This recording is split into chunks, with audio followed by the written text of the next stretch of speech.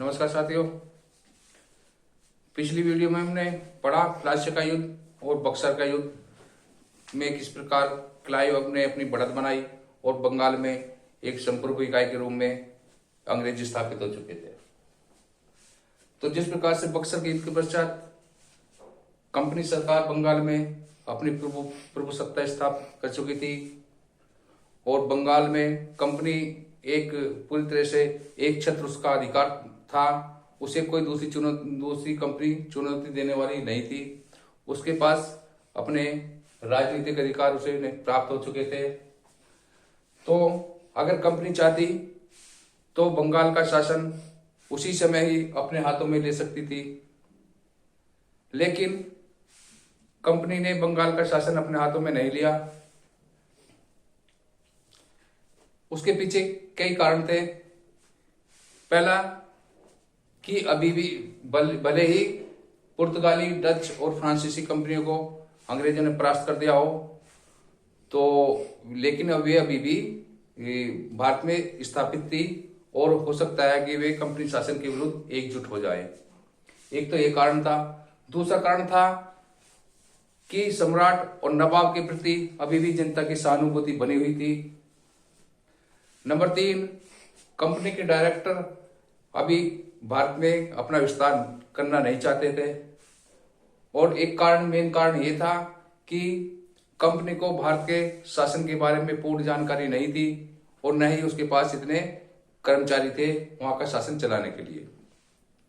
तो ऐसे में जब कंपनी को 26 लाख रुपए के बदले बंगाल के दीवानी अधिकार मिल चुके थे और 53 लाख रुपए के बदले नजमुद्दौला से एक संधि करने के बाद उसे बंगाल के निजामत अधिकार मिल चुके थे, तो भी कंपनी बंगाल में एक अपनी जो सत्ता डायरेक्ट स्थापित नहीं करना चाहती थी। तो ऐसे में क्लाइव वापिस इंग्लैंड से आते हैं 1765 में। क्लाइव आ जाते हैं। उन्होंने इस दृश्य को देखा और समझा कि क्या भारत की सत्ता की बंगाल की सत्ता कंपनी को अपने हाथ में लेना अच्छा रहेगा या नहीं। तो क्लाइव ने एक नई शासन व्यवस्था लागू की जिसका नाम था द्वैत शासन व्यवस्था। द्वैत शासन व्यवस्था।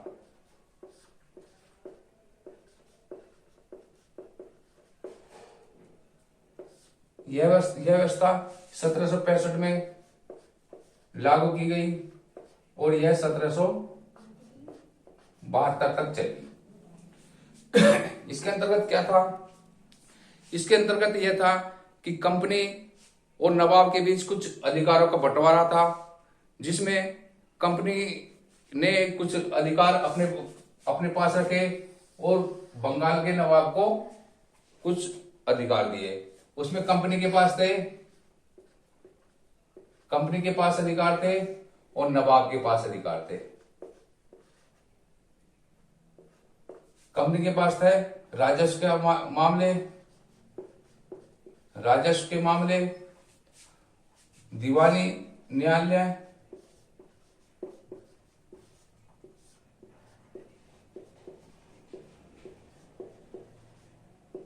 और अधिकार।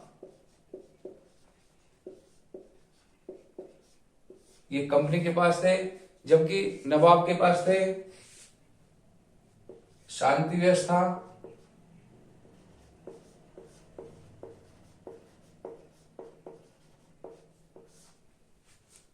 फौजदारी न्यायालय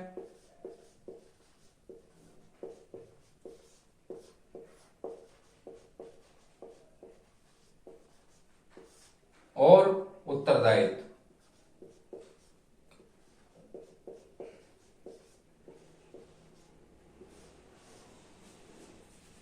इस प्रकार कंपनी ने अधिकार अपने पास रखे और उत्तरदायित्व नवाब को सौंप दिए। तो इस प्रकार जो बंगाल की जनता को दो स्वामियों के शोषण का सामना करना पड़ रहा था। बंगाल की जनता यह नहीं समझ पा रही थी कि उनकी समस्या का हल कंपनी करेगी या नवाब करेंगे। ऐसे में कंपनी के अधिकारियों ने बंगाल से लूट खसोट करना प्रारंभ कर दिया और इतना धन लूटा कि वहां की जनता कंगाल हो गई। न केवल कंगाली हुई और वे जनता से बार बार धन की मांग करने लगे। तो ऐसे में स्वयं क्लाइव कहते हैं, क्लाइव का एक स्टेटमेंट आता है कि ऐसा शासन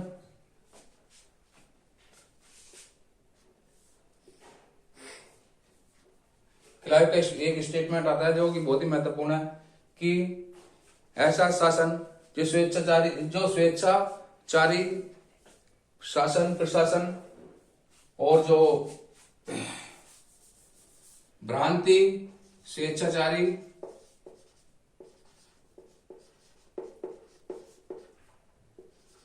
शासन भ्रांति अत्याचार और घूसखोरी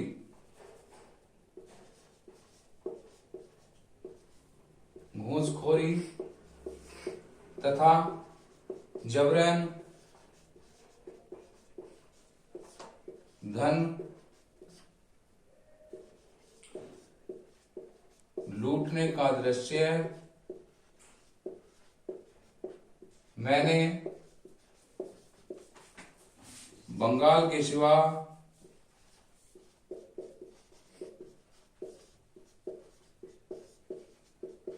किसी देश में न सुना और न देखा। इस तरह के स्टेटमेंट स्वयं क्लाइव ने बंगाल के बारे में दिए। और क्योंकि बंगाल में अंग्रेजों द्वारा निरंतर लूट की जा रही थी और ऐसी लूट में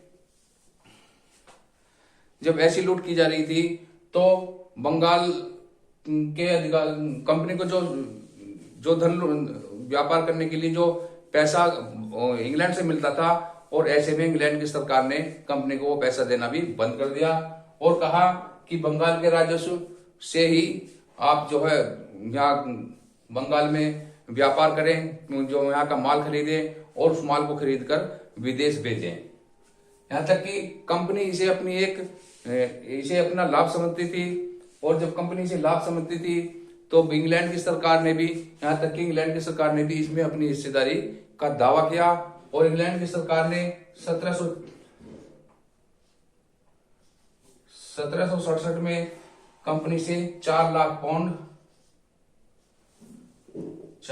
पाउंड भेजने की मांग की।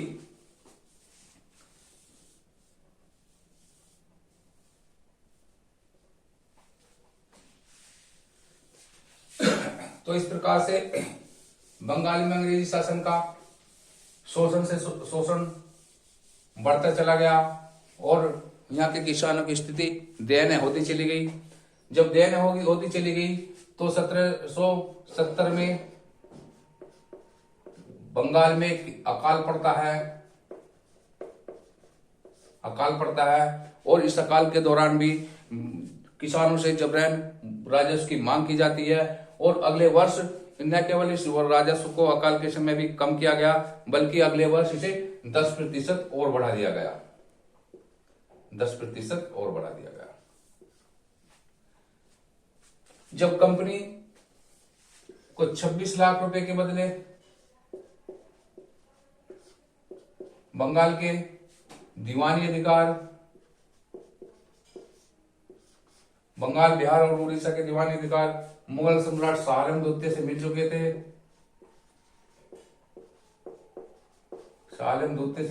थे और 53 लाख रुपए वार्षिक के बदले बंगाल के नवाब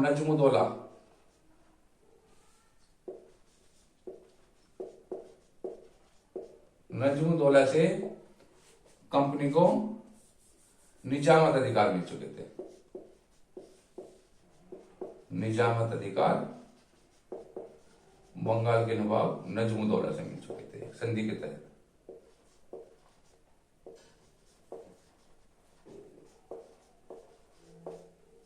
नजमुद्दौला से 53 लाख रुपए वार्षिक के बदले कंपनी को निजामत अधिकार इसलिए मिले थे कि इन दोनों के मध्य संधि हुई थी, जिसमें यह तय किया गया था कि नजमुद्दौला एक अभ्यस्त बच्चा है और बंगाल की सुरक्षा की जिम्मेदारी कंपनी की होगी। ऐसे में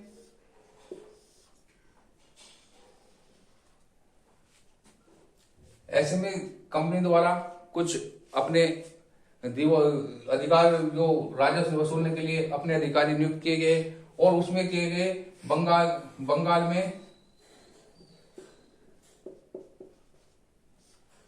में नायब दीवान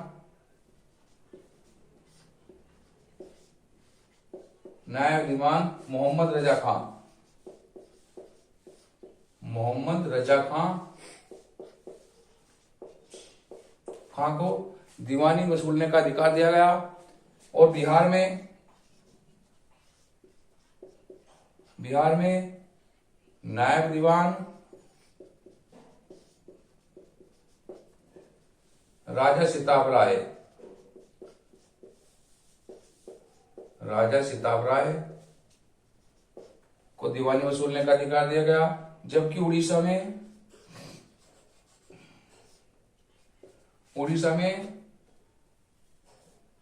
राय दुर्लभ को दीवानी वसूलने का अधिकार प्रदान किया गया।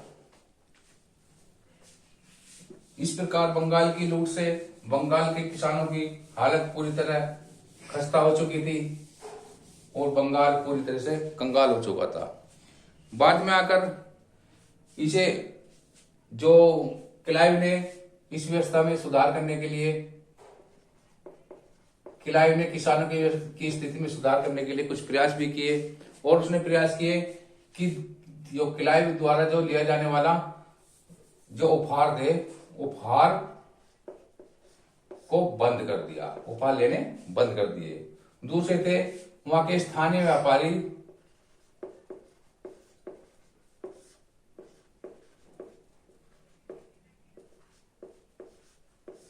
व्यापारियों को भी कुछ सुविधाएं प्रदान की गई और इसके अलावा क्लाइव ने जो किया 1700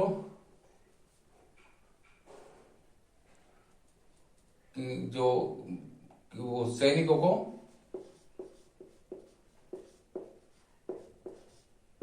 सैनिकों को दोहरा भत्ता देना बंद कर दिया गया और यह दोहरा भत्ता केवल उन्हीं सैनिकों को मिलता था जो बंगाल और बिहार के आसपास थे। केवल उन्हीं लोगों को सिर्फ दोहरा भत्ता दिया जाने लगा, बाकी सैनिकों को दोहरा भत्ता बंद कर दिया गया। इस पर क्या हुआ? इस पर जब दोहरा भत्ता बंद कर दिया तो मुंगेर और इलाहाबाद के श्वेत अधिकारियों ने इसका विरोध किया और उन्होंने एक विद्रोह कर दिया जिसका नाम था श्वेत विद्रोह।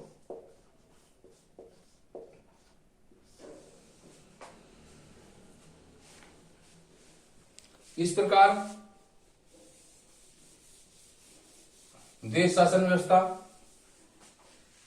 से अंग्रेजों द्वारा बंगाल को में पूरी तरह से लूट मचाई गई और इस पर एक भारतीय इतिहासकार हुए थे के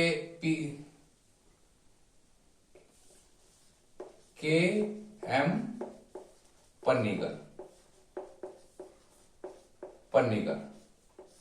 इन्होंने कहा कि 1765 से 1772 तक के काल को इन्होंने डाकुओं का राज्य कहा। कि काल 1765 से 1772 तक के काल को इन्होंने कहा डाकुओं का राज्य, डाकुओं का राज्य। एक इतिहासकार और हुए थे, वे थे पर्सिवल स्पीयर।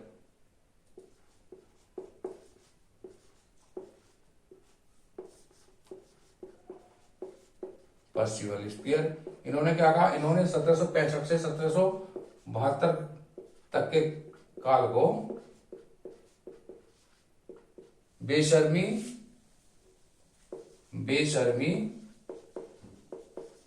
और लूट का काल कहा। बेशर्मी और लूट का काल कहा। इस प्रकार इस जो बंगाल में जो डकैती मचाई जा रही थी और क्लाइव के पश्चात अगले गवर्नर जनरल आते हैं हमारे वारेन हेस्टिंग्स। वारेन हेस्टिंग्स ने इस देशवाद शासन व्यवस्था को समाप्त किया और 1772 में इसे समाप्त किया और उन्होंने बंगाल में लेकर आए एक नई व्यवस्था जिसका नाम था पंचशाला व्यवस्था। पंचशाला व्यवस्था। इस व्यवस्था के अंतर्गत क्या हुआ था, इस व्यवस्था के अंतर्गत ठेकेदारों को 5 साल के लिए भू राजस्व वसूलने का ठेका दे दिया जाता था और उसमें जो भी अधिक बोली लगाता था उसी ठेकेदार को भू राजस्व वसूलने का ठेका दे दिया जाता था। लेकिन जब ठेका दे दिया जाता था तो इसमें ठेकेदारों ने बेईमानी करनी शुरू कर दी और ठेकेदारों ने क्या था, जितना राजस्व सरकार को देना होता था उससे कई गुना वे किसानों से वसूल कर लेते थे।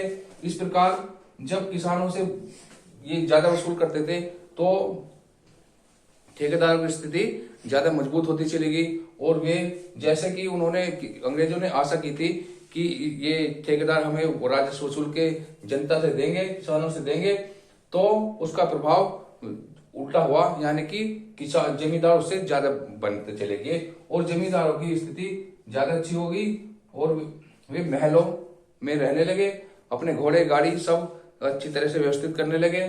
तो किसानों अंग्रेज सरकार को लगा कि यह तो एक नया वर्ग खड़ा होता जा रहा है। हमने तो फिर 1772 से 1777 ईस्वी में इस व्यवस्था को 1777 ईस्वी में पंचशाला व्यवस्था को भी समाप्त कर देगा। उसके पश्चात एक व्यवस्था और लेकर आते हैं, फिर उसका नाम था एक साला व्यवस्था। एक साला व्यवस्था।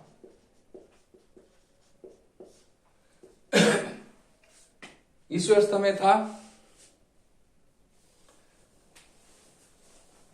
में यह व्यवस्था की गई थी कि ठेकेदारों को 1 साल के लिए जो राजस्व वसूलने का ठेका दे दिया जाने लगा। जब जमींदारों ने क्या किया, जो राजस्व जो 5 साल में इकट्ठा करते थे अब उसे 1 साल में ही वे इकट्ठा करने लगे। इससे क्या हुआ, इससे किसानों पर और ज्यादा बर्डन पड़ा और इसका एकमात्र उद्देश्य यह किसानों और सरकार का एकमात्र उद्देश्य यह था कि शोषण और शोषण, क्योंकि वे जो भी व्यवस्था लेकर आते थे उसका मात्र उद्देश्य था शोषण और शोषण। अंत में जब ठेकेदारों ने 1 साल में ही वह भू राजस्व जो 5 साल में इकट्ठा करते थे उसे 1 साल में इकट्ठा करना शुरू कर दिया, तो इससे किसानों पर और प्रतिकूल प्रभाव पड़ा, किसानों की स्थिति और ज्यादा दयनीय हो गई और बाद में आकर इस 1 साल व्यवस्था को भी बंद करना पड़ा। इसके पश्चात लेकर आते हैं लॉर्ड कॉर्नवालिस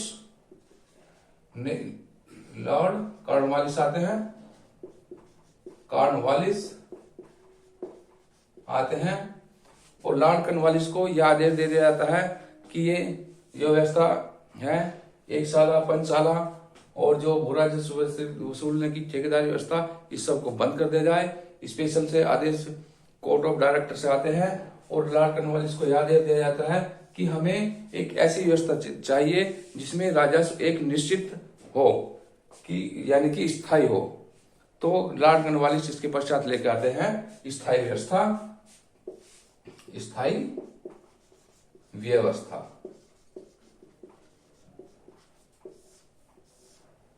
और इस स्थायी व्यवस्था को हम अगली वीडियो में पढ़ेंगे। वीडियो आपको अच्छी लगी हो, आपके काम की हो, तो वीडियो को लाइक शेयर जरूर कीजिए। बहुत बहुत धन्यवाद।